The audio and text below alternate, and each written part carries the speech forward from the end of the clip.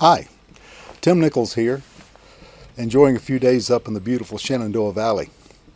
I wanted to share with you a few thoughts about family working in the practice and nepotism. In my career, I don't think I've ever worked a day without some family member in the practice working.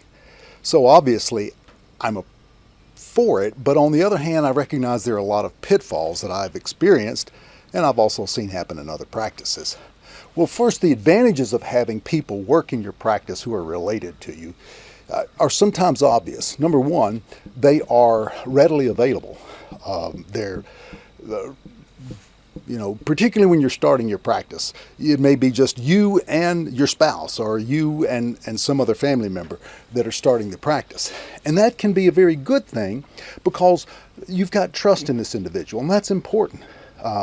Particularly if you're handling money, and this person will usually have the very best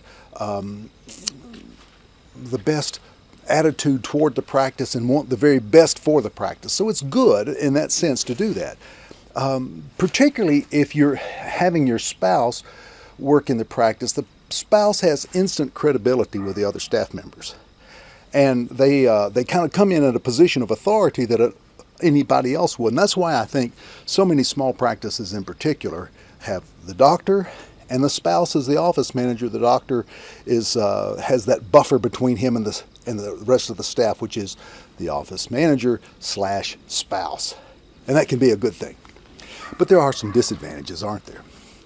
Because if preferential treatment is given to a family member, particularly a child, or let's say a nephew or some other relative, that can be very demoralizing for the rest of the staff, and they don't like it. They pick up on it very quickly and can actually undermine the efforts of trying to establish a good practice.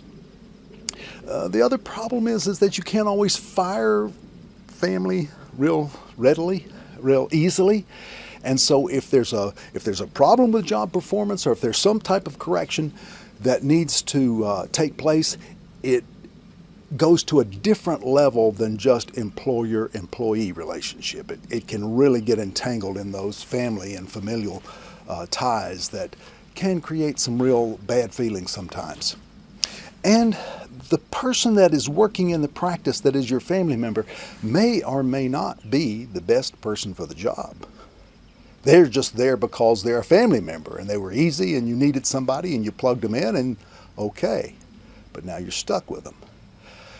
So that's a disadvantage. You realize that sometimes when you put someone in a position like that it may not be really the best long-term benefit to the practice. And what do you do if this staff member, family member, is not pulling their weight? What happens then? And that creates many, many, many layers of complexity.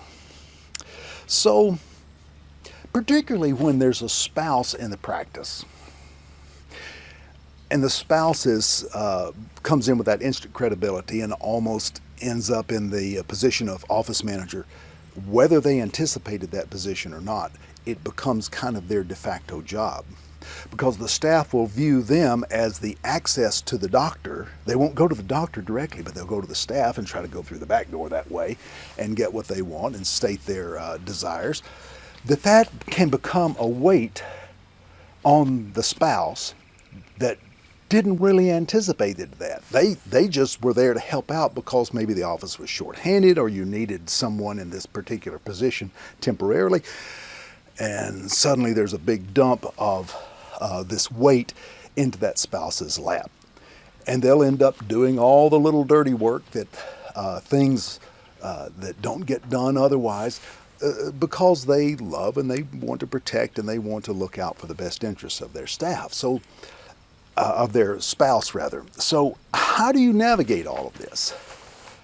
Well, again, I think that having family work in the business is good, but you've got to have, number one, very clear expectations that you are going to do a job that's just like anybody else, and I cannot give you any slack if you don't, like anyone else. Matter of fact, I may be even harder on you than I am on everyone else, because we've got to prove to everybody else that there's no nepotism here, that you're doing a job and you're being properly paid for it.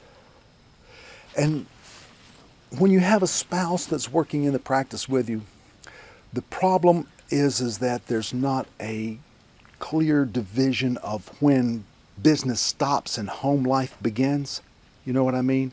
If you've ever been in this position, that you're sitting around a table. Now, guys like me are very good at compartmentalizing life. You know, I've got this little box, and that's my office box, and I put everything in the office box, and I can pretty well leave that at the office. But your spouse may not be like that. She may be like my spouse, who you're sitting down to dinner, and you're about to take a bite, and you know what happened today? And you don't want that. Or even worse, you're trying to go to bed, and you're just about to drift off to sleep, and then she says something about what happened at the office today. So, what you need to do, if you're going to have a spouse work in the practice, you've got to create a business-free zone. It's okay to talk about business maybe in the kitchen. It's okay to talk about it maybe in the living room. But after a certain time, and in this room, we do not talk business at all. That's a rule. And you've got to partition that off in order to maintain your sanity. Having a spouse work with you, it's wonderful. Having your children work with you, that's wonderful. Having your sister work with you, that's wonderful.